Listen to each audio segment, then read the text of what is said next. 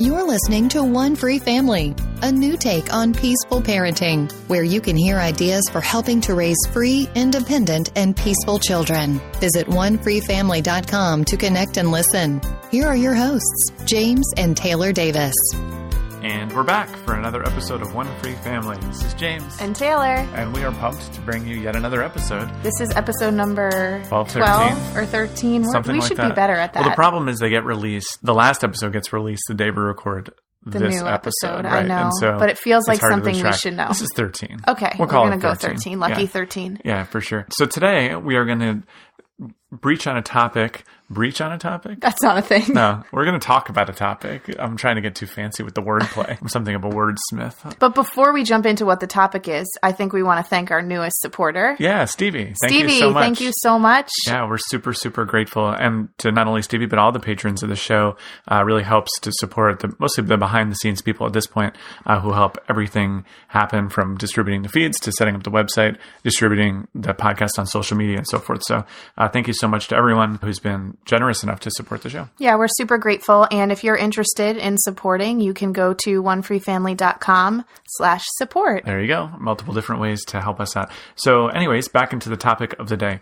And this is one that's very relevant for both of us, I know. And the overall title of the episode, I think we're going to land on, is Change is Hard. Change is hard. Because it is. And I think this is an experience that basically everyone has at some point in their life. Anyone who thinks intentionally about their life anyway. All of a sudden you make a decision. You make a New Year's resolution. I'm going to go to the gym 3 times a week, or I'm going to stand up to the people in my boss or something, right? Like you make a decision to make some sort of big movement in your life, and then you start to see how hard it is right after that. Absolutely. Yeah. I think that we were kind of inspired to do this episode, or I was really inspired by a friend of ours, Hannah Brame, who has her own podcast called Becoming Who You Are. She's also one of our supporters. I was in the car this weekend listening to a bunch of podcasts, and I listened to one of hers called 13 Reasons You're Not Making the Changes You Want to Make. That's the gist of it. I'm not sure if that's the exact title. And I was just inspired in listening to hers. It really struck a chord with me for our journey and trying to change a lot of our approach to parenting. And I just wanted to share a quote that she shared on her podcast that really, I just resonated with it. And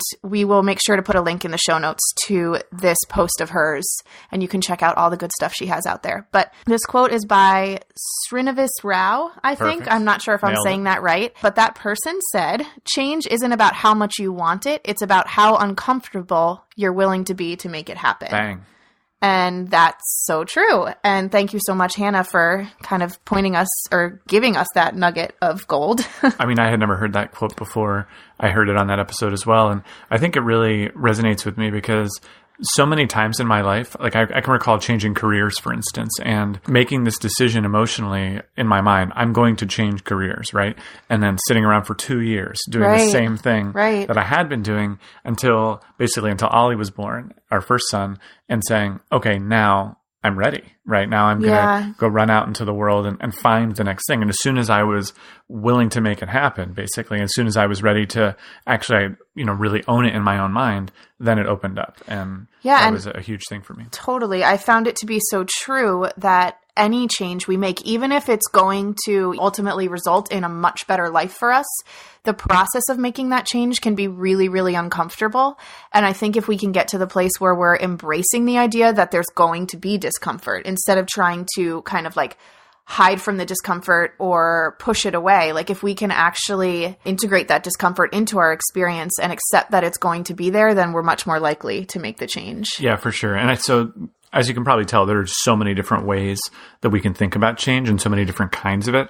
I think for today, since this is a parenting podcast, we'll talk specifically about changing how we move through challenging situations with our kids and how we kind of approach parenting in general. One of the pieces of feedback we've gotten in the Facebook group has continued to be pretty active and a really fun source of inspiration for this podcast and just for chatting about stuff, is this notion of like, okay, I really would like to be more comfortable around media, or I would really like to get less frustrated with my kids when they're arguing or whatever, right? But changes of when we're sort of in the moment, basically preparing ourselves for the next time we know a frustrating situation will arise, right? And I think that's work that we've both done quite a bit. And are still doing.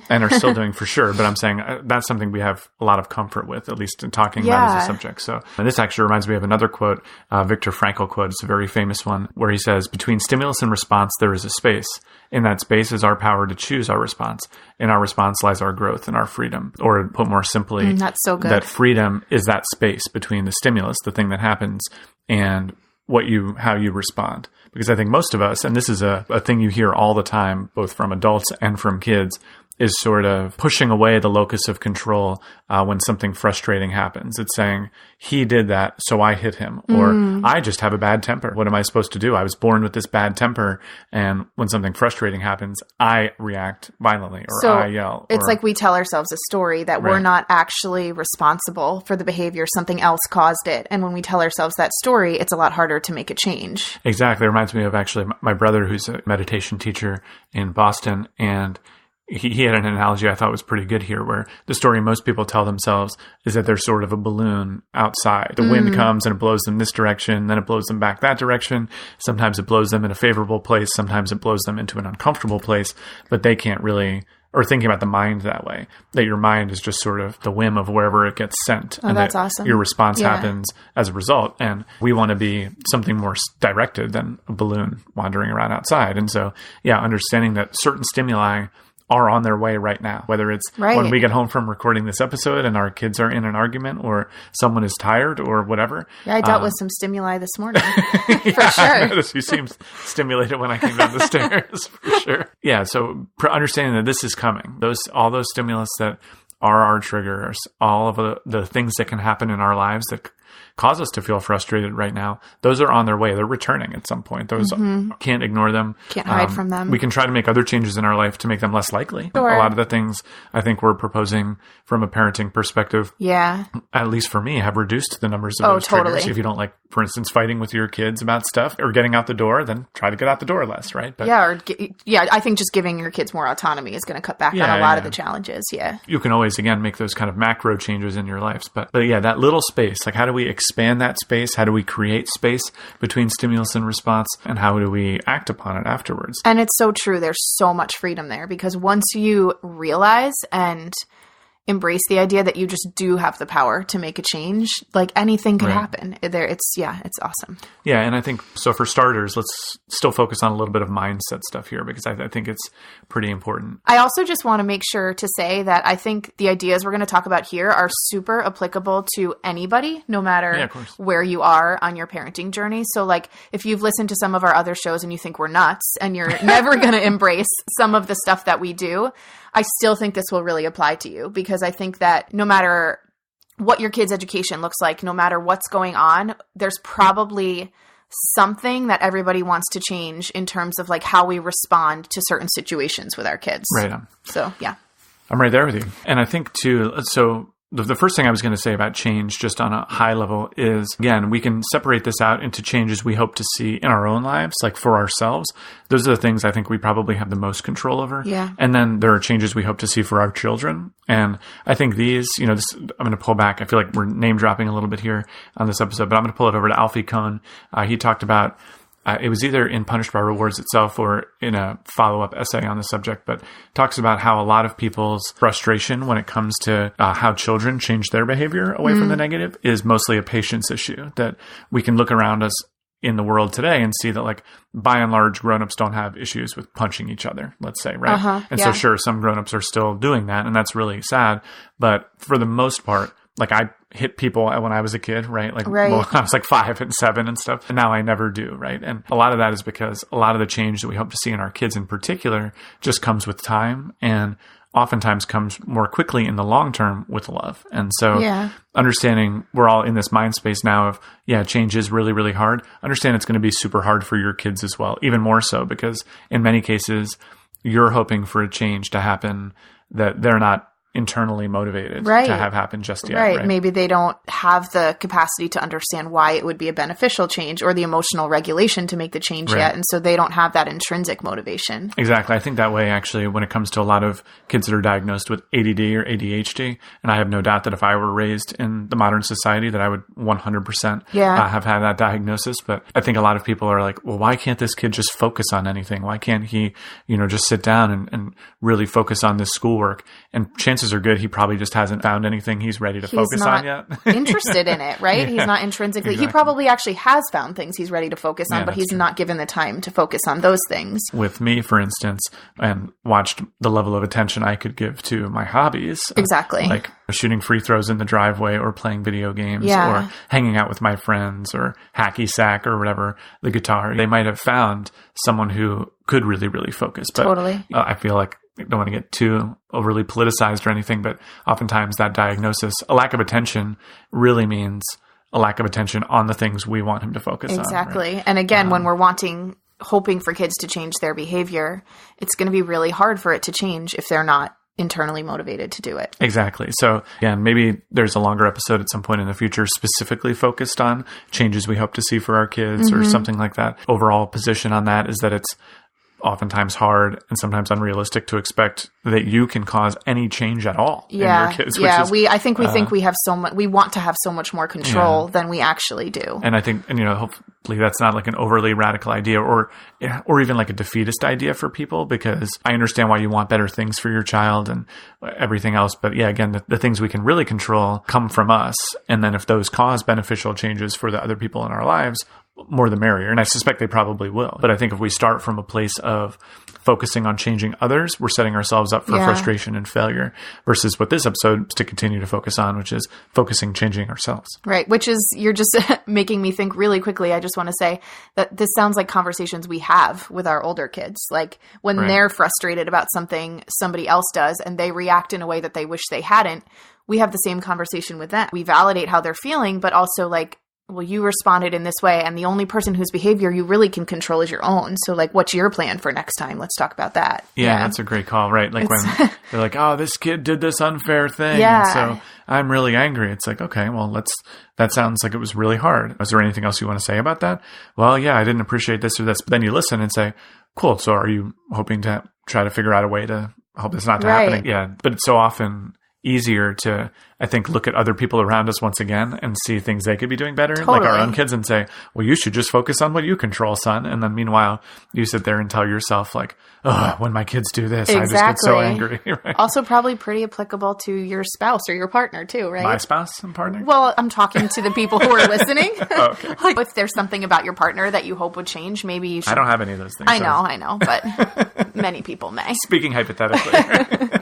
I think that's a really, really good call. I think that's also, for me, when I'm trying to do this work of self-knowledge, I realize that the closer someone gets to my inner circle of people in my life, the higher expectations I have for them. And I think I have those same high expectations for myself, but those high expectations of like you and our kids and, our immediate extended family sort of things, those can be a trigger for me too. So I want to make sure that I'm keeping that space between those stimulus and response as well. So moving into kind of the more actionable stuff, how do we decide what we want to change first, right? Like if we're going to look at ourselves and hopefully, again, not beating ourselves up, hopefully not being impatient with ourselves, understanding that this kind of thing takes space. But how do we start this process of identifying what we hope to change without kind of making ourselves feel like crap? Yeah, well, actually, you saying that makes me want to mention one other thing that Hannah talked about on her podcast, which was one of her reasons that she cites that people aren't making the change they want to make is that they're trying to make too many changes at once. And I thought that was really interesting because I'm sure all of us, and she's talking more broadly about any change in life, but I think many of us have many things that we would like to change, but it can become really paralyzing and overwhelming. So again, like for the purpose of this episode, we really wanted to hone in and focus on changing kind of like how we respond to and move through like challenging situations that occur with our kids. Right on. So how do we decide, you said, what to change first? Yeah. Like, so I guess what I'm saying is if you're a parent, and I got to experience this weekend when you were away just for, it was like 36 hours or something. But yeah. So you were away and all of a sudden it got really real, right? Like there was no space for me to just take a little me time. Like a lot of people needed things. And, exactly. Yeah. Right. So like I was in almost a perpetual state of like addressing meeting our three needs. kids' Yeah. needs, right? Yeah. And so I'm sure there were plenty of imperfect parenting sort of happening in that time. How do I know where to begin, right? Because like, how do you even start making those changes? That's kind of, yeah. Right. So it's more like a question of, is it worth zooming in on any sort of particular instances, or is it just a changing of me in general? Like saying like, am I just getting quote unquote too frustrated, or am I just getting too overwhelmed? Or how do you suggest kind of zooming in on that? Because that feels like trying to change too many things at once. Again, it's paralyzing. I think it's worth getting specific with ourselves, because I think when we can get specific, then we can actually think about different situations and have a plan. So I think it is really helpful to identify the exact scenarios or behaviors or things that trigger us the most, because it's going to be really different for everybody. Like some people are going to be triggered by something that other people won't even notice, or it's almost like a non-stimulus to them. So identifying like our own triggers in terms of like things that our kids, for the purpose of this episode, like things that our kids can do or say, or that can happen in our home that really get us going, I think is the first step. Yeah. So in this case, you're with your kids and you might have some idea of, oh, well, the kid is not being very considerate of me. Ooh, that's a good one. Right. But that can be...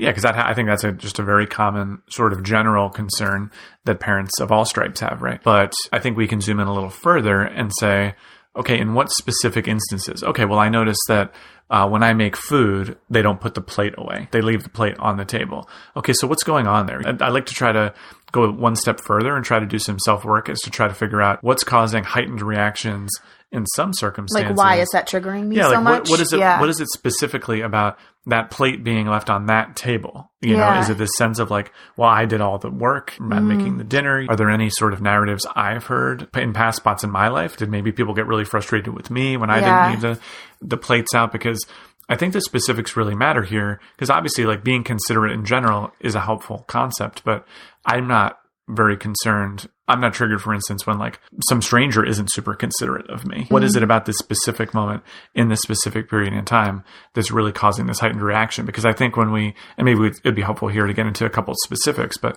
I think when we look more closely at the specific situations, it actually takes less work than most people anticipate to try to trace that thread back and see like, oh, whoa, this comes from some really emotional part of my past. And for this particular situation or example that you've named, so let's say there's like 3 people who all have the same triggered response to this, 3 different parents. Their reason for being triggered by it might be different for each of the 3 of them, or maybe it's not, but it's possible. So that's why it's so important to kind of peel back those layers for yourself and figure out what's triggering you. And it could even go as deep as like, I was thinking about this example you just gave, like the kid not clearing the plate, like that could come back to like, I'm afraid that this child will never learn to be considerate. And then how will he find a partner who wants to live with him if he doesn't clean up after himself? Like fear can be a big fear of the unknown, or how this will unfold in the future can be a big one for people, I think. Well, and we can follow this example a little bit further here, right? Because so say one parent is concerned that this child will never learn to put their dishes away. Right.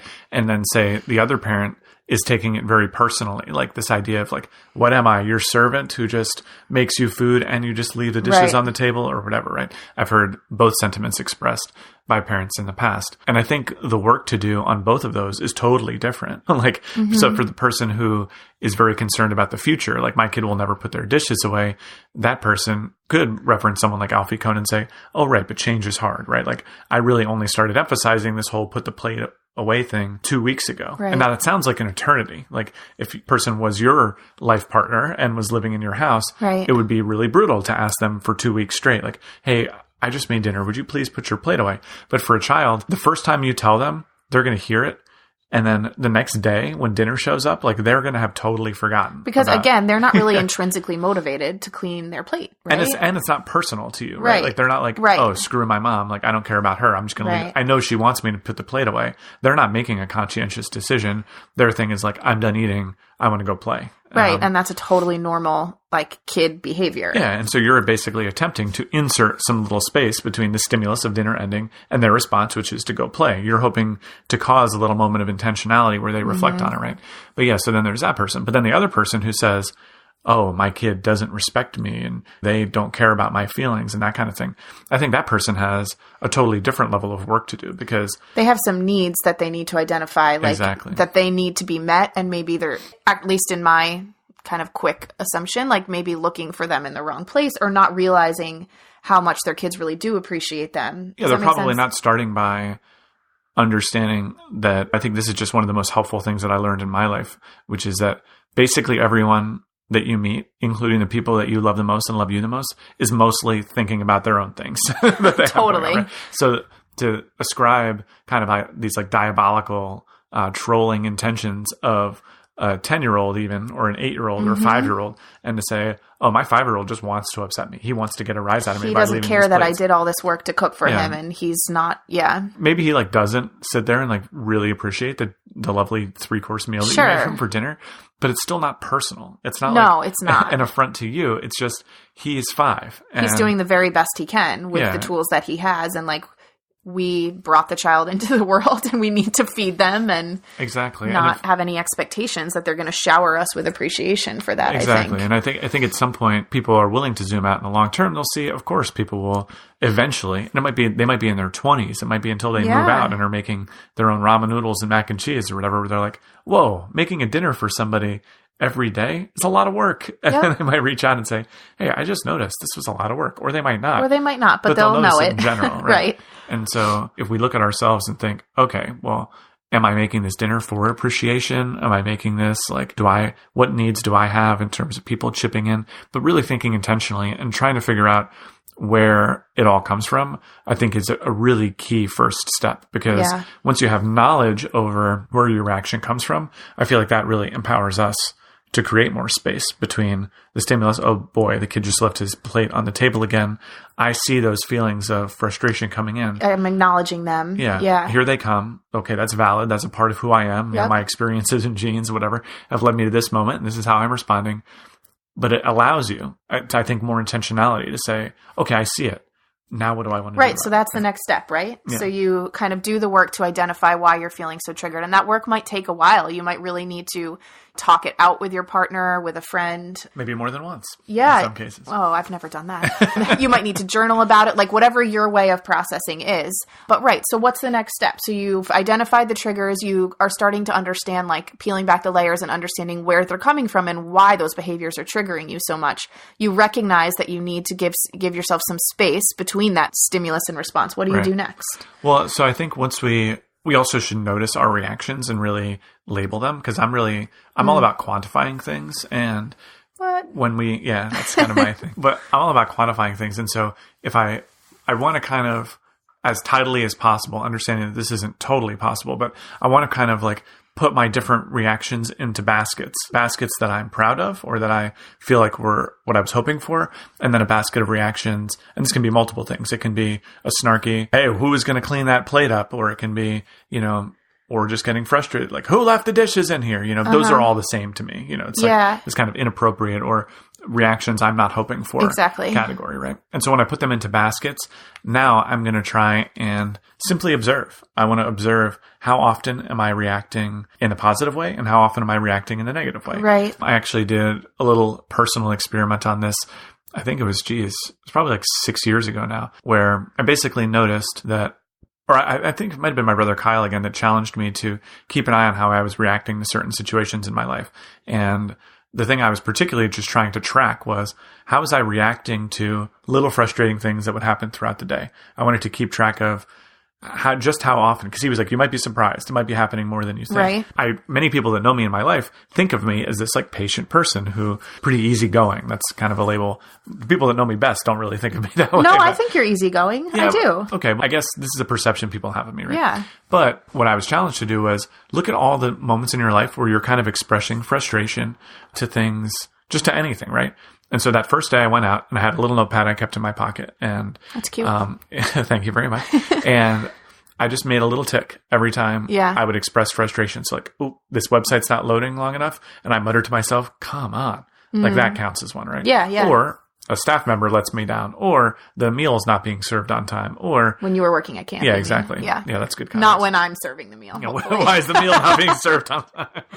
This was when meals were being served to large groups of people, and he was in charge of that whole thing. Yeah, that's a good point. That's clarify. Really terrible.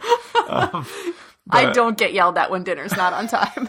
And they didn't get yelled at either. I know. But yeah, I was like, Taylor, dinner starts promptly at 6 p.m. But yeah, so just counting these up. And the first day I was shocked to see that number was in the 20s. It was like 26 times. 26 times during my 14 waking hours or whatever, 16 waking hours probably at that point, that I had to sit there and say, and audibly express some level of frustration. And that number was like staggeringly high for me. Yeah, that does seem high. I was like, what do I have? This like terrible, frustrating life? Like, I feel like I'm really happy. You know? And, the job was stressful running a summer camp, mostly by myself at the time and that kind of thing. But yeah, it was a kind of an eye opener for me. And then immediately, once I started cataloging it, it was very easy to have the motivation to do it less. Right. So that's I said, cool. I'm going to have less tomorrow. That's it. Like, and as soon as I became intentional about it, I had less the next day. I was in like the teens, but that was still really high. So how'd you do it? Well, how'd you have less? That's a great question. And that's the big secret here. The way I wound up having less was in the little moments. Every time it would happen, I started noticing this process of whenever I had to pull my little notebook out, thinking like, why did I just do that? So asking myself the question, what was going on there? And so one of the things we had at camp was insanely slow internet. And since I was working a fast-paced job where I wanted to just duck into the office, knock out a few things. Respond to some emails, exactly, right?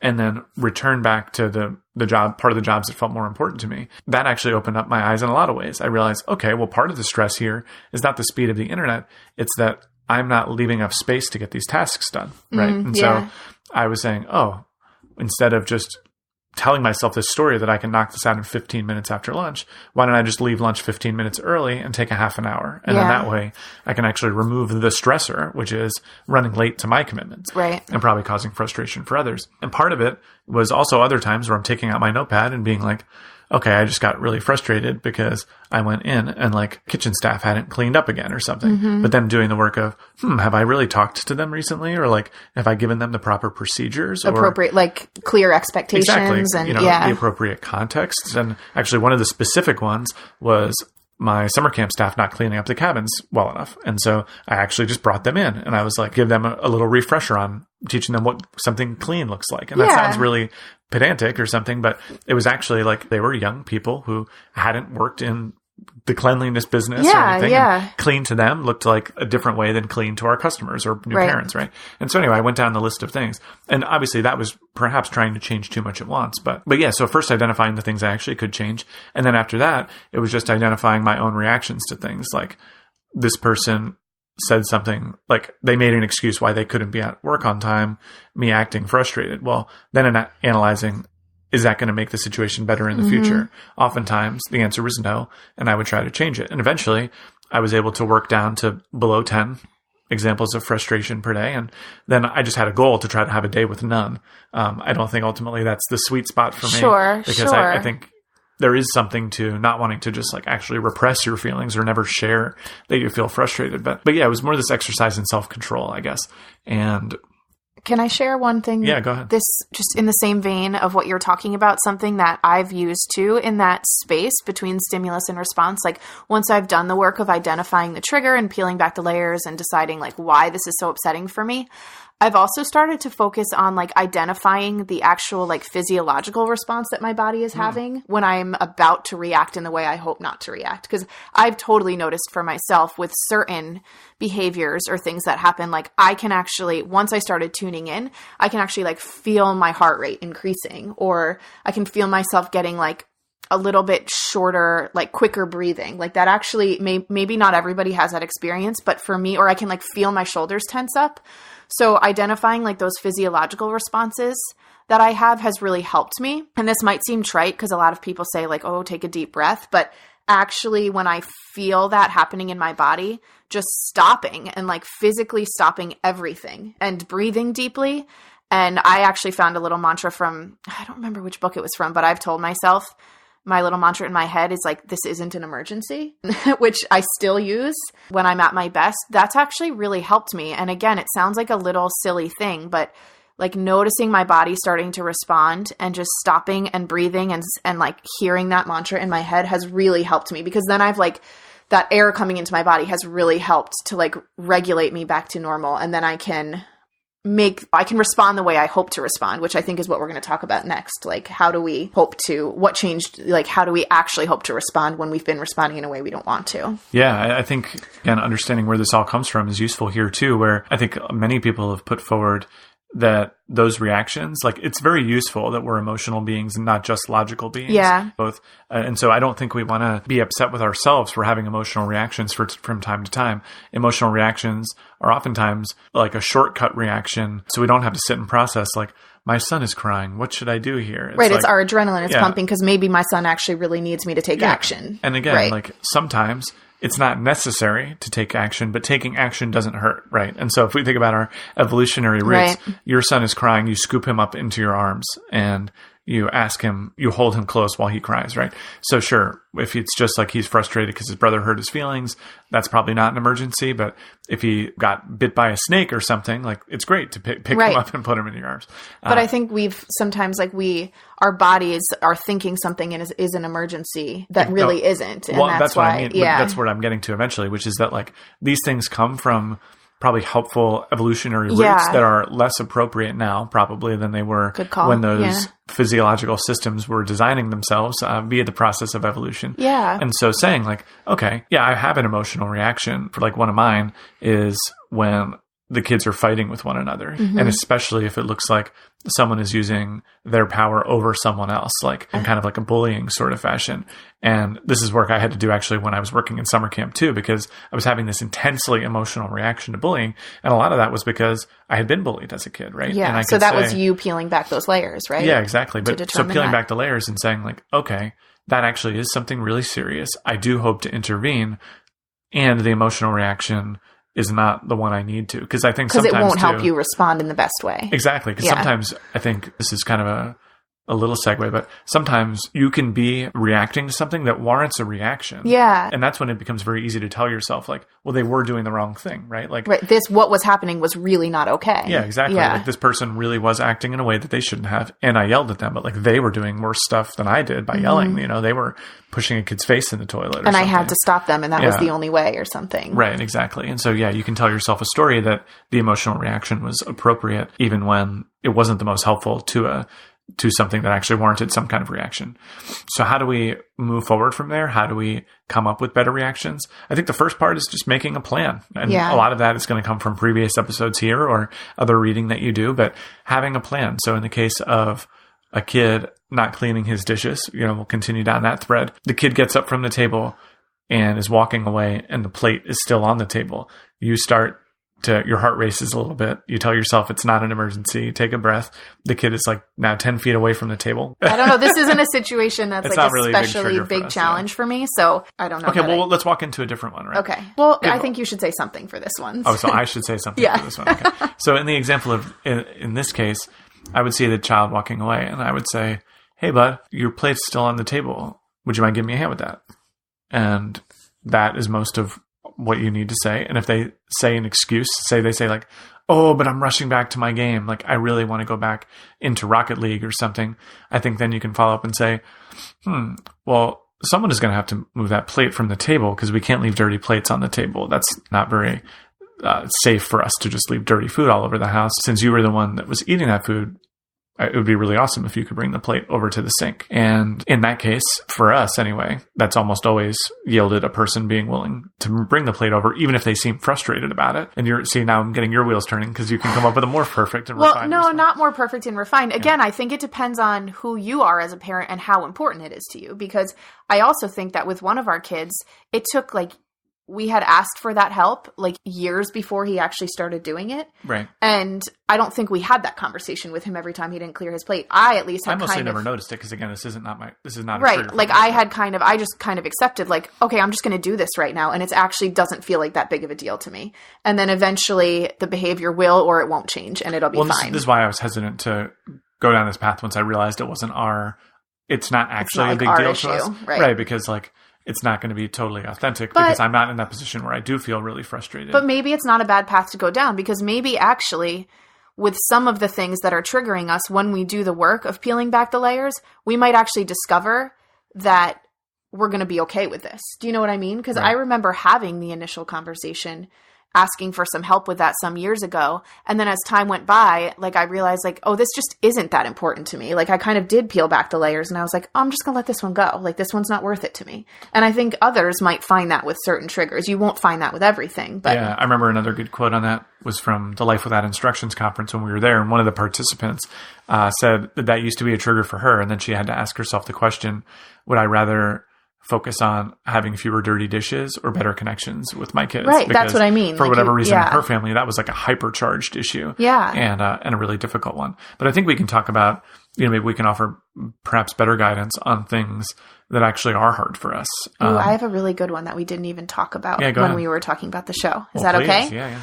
Okay, Blindsiding me, I know. No, you'll be able to talk about this one. So one of our kids has, I think, more of a tendency to kind of like, lash out sounds really negative, but to kind of treat us in ways that feel like he's being inconsiderate when he's frustrated or upset, or maybe even when we didn't realize he was frustrated or upset. So like there's been a lot lately with just being like dissatisfied with the way the food has been prepared and like going forth to kind of say things to us that feel cutting in that way. Or if he's having a hard day, there's been days, I think you can agree, that we feel like we're doing everything we can to fill his cup and we're still kind of being treated in ways that don't feel very good. Sure. So I think that's one that I have been having to work on a lot lately. And I was feeling really, you said this at the beginning of the episode, like feeling like your child is being inconsiderate of you or unkind to you. And I will say that this is also the same kid who can turn around on a dime and be like the sweetest, most cuddliest, considerate person. So I've been doing some work on that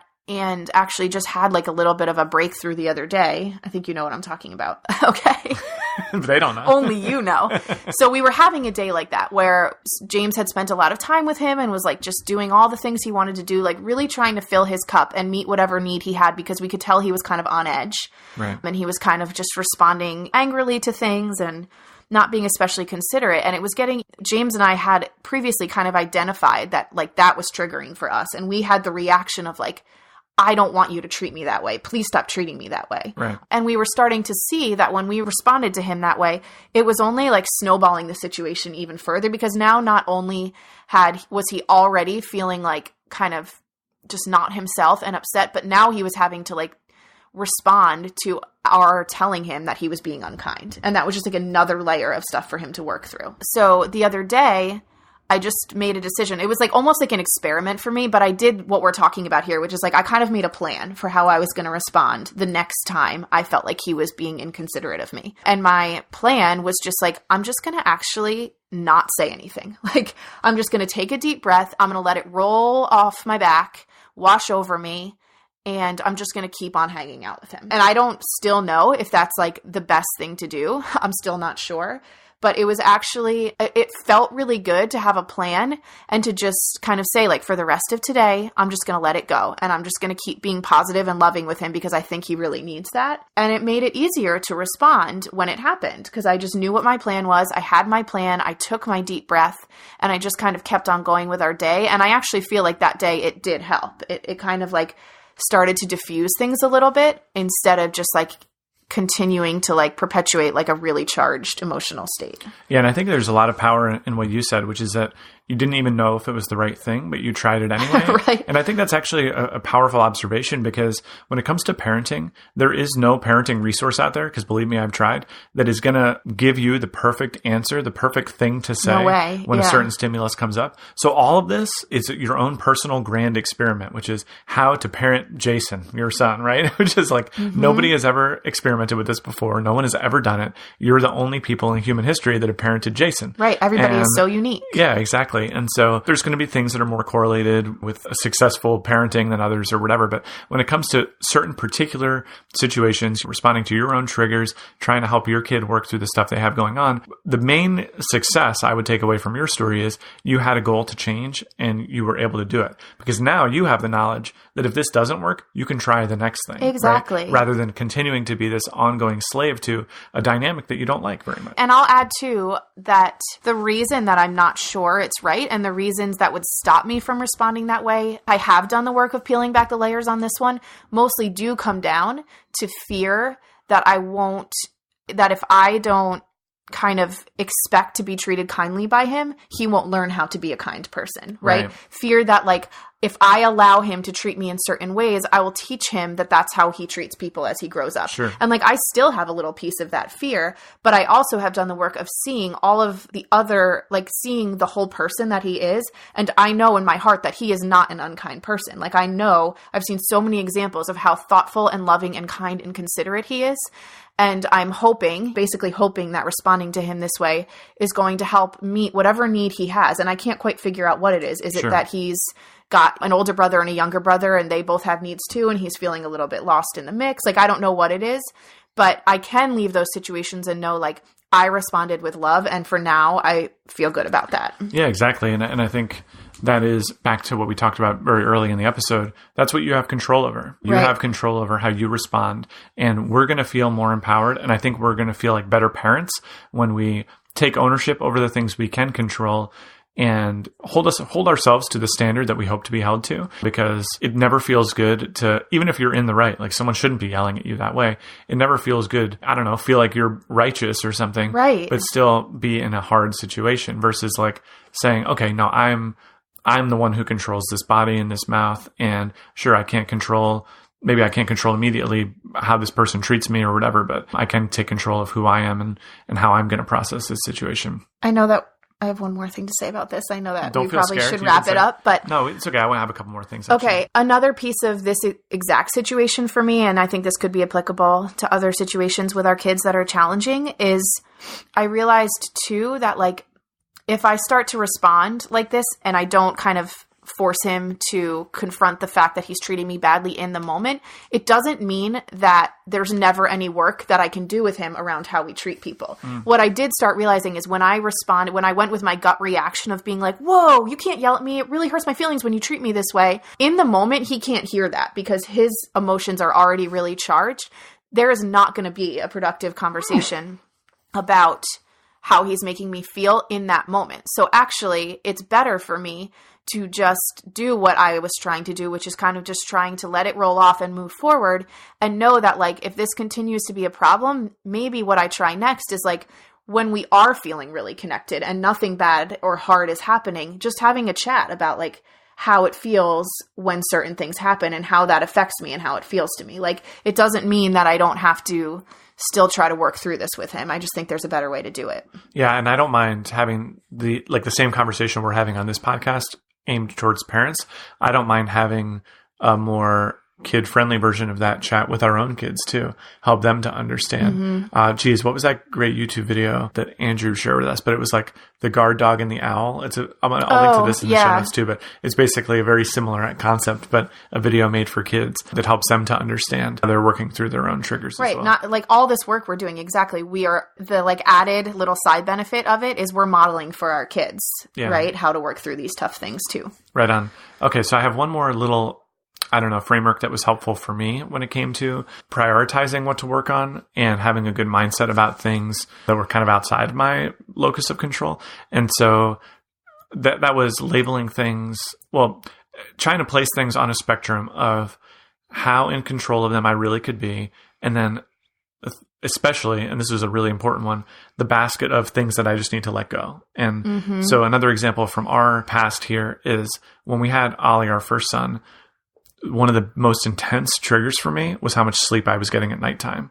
I was so used to sleeping exactly the amount that I wanted because I was working for myself, waking up whenever. I never had appointments or anything. So I could wake up and just get working at 11 or 12 or whenever. And this person came along that was super demanding all hours of the night at first. Babies just don't sleep 8 straight hours. And one of the most intense pieces of this was not understanding that it wouldn't last forever, I think, because I was just so panicked by this lack of sleep and being totally thrown off.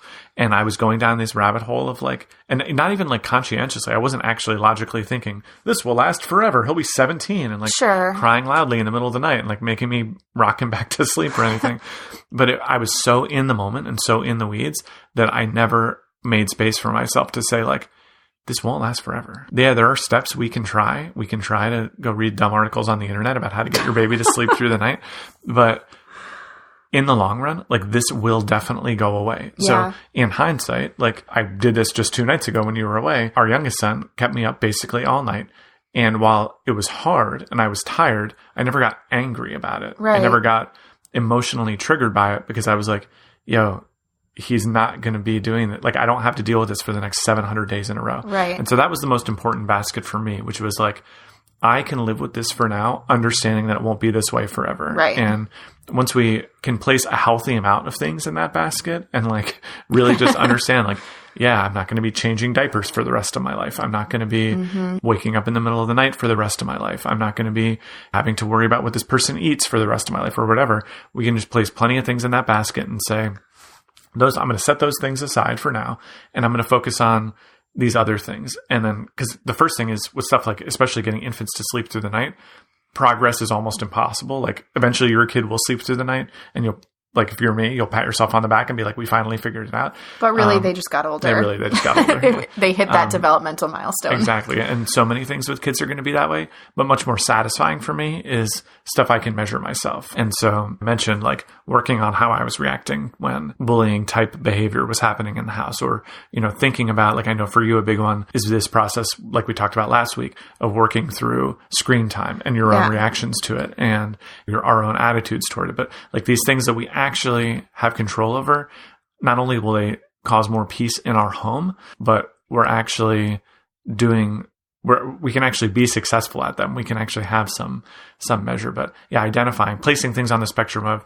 things I realistically don't have control over and can live with for now, all the way on the other end, which is like, hey, I could probably make real steps on this tomorrow if I got cracking. Yeah, you know? And you just gave me an idea. We don't have time now, so that's why I had this idea. It would be a teaser for the future. I'm going to say this out loud, so I have to do it. Whoa. Maybe a little bonus episode for supporters is me talking through the process of making a big change in how I responded to the screen use. Okay. Because I feel like I could talk about that for 10 minutes or something, and I don't want to make this episode any longer. Bonus episode. So bonus episode coming up. All right. It's going to happen. Yeah. Okay. Well, thanks again to everyone out there. Stevie in particular for signing up to be a patron most recently, and for all of our other loving supporters, and of course to Roger and the team behind the scenes making everything tick. This was fun. Hopefully, it was. It was kind of like maybe a little scattered for my liking, but no, I don't think so. I think it's. You don't think it was good. Perfect? It was just aimed right on the bullseye. We nailed it. Apparently, hopefully. The change will be easier. If there's anything you're working on trying to change, one of the most effective ways I found is also owning that and being like open about it. So if you feel comfortable sharing anything that you're working on changing right now, and you want to make this like an ongoing little challenge for yourself, that could be really fun. We can talk about that in the Facebook group. Yeah, maybe come to the group and share like the main thing that you're working on changing right now, and we can chat about it. That would be fun. Super fun. All right, guys. Thank you so much for joining us on this journey. And just remember, each moment you've got a new chance to make a new choice with your parenting. Love it. And love you guys. Thanks for tuning in. See you next time. Thank you for listening to One Free Family. If you enjoy the podcast, please show your support by becoming a patron at onefreefamily.com/support. Your support will help make this show better. Plus, you can get access to rewards and additional episodes by joining. Again, that's onefreefamily.com/support. This has been a Pax Libertas Productions podcast.